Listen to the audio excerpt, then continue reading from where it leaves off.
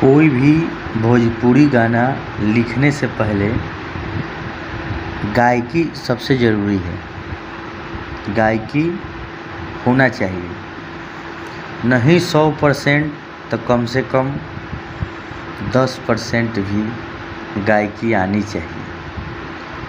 जैसे हमारे पास आवाज़ नहीं है लेकिन अंदर पूरा गहरा गायकी को हम जानते हैं, तभी आप गाना लिख पाइएगा और आप इसमें गाने लिखकर सक्सेस हो जाइएगा। तो गायकी आना सबसे ज़रूरी है और धुन को पकड़ना बहुत ज़रूरी है। जैसे कि आप लोगों को ये समझना पड़ेगा कि रोटी बनाने से पहले आटा गूंदना ज़रूरी है और जितना हम मुलायम रोटी बनाना चाहेंगे उतना मुलायम आटा गूंदेंगे, उतना ही मुलायम रोटी, उतना ही अच्छा रोटी बनेगा। और किसी को पता ना हो रोटी बनाने का तो उसको दे दिया जाए तो या तो आटा को गील कर देगा और नहीं तो रोटी वो बनाएगा तो इधर से कच्चा रह जाएगा, इधर से पक्का रह जाएगा। इसीलिए सबसे ज़रूरी है गायकी, लय को समझना सबसे ज़रूरी है, तब आप आराम से गाना लिख सकते हैं। गाना लिखने में कुछ नहीं, 2-3 चीज़ पर ज़्यादा कवरेज और दिमाग लगाना पड़ेगा। जैसा कि शेरों और शायरी आपके अंदर होना चाहिए।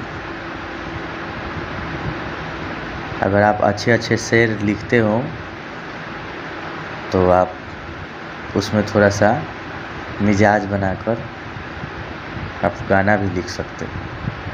लय को पकड़ना है।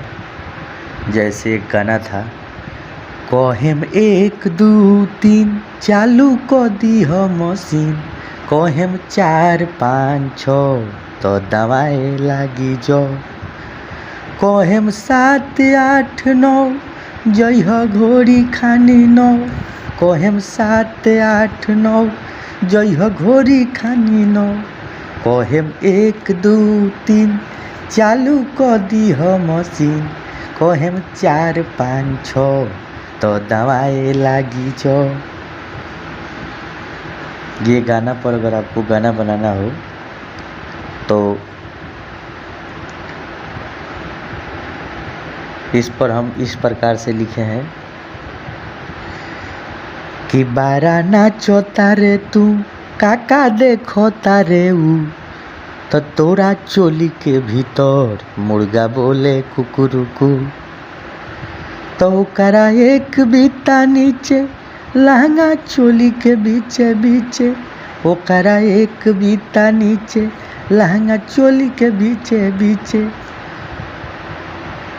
तब बारा नाचो तारे तू काका देखो तारे ऊ, तोरा चोली में के मुर्गा बोलतावे कुकुरुकू।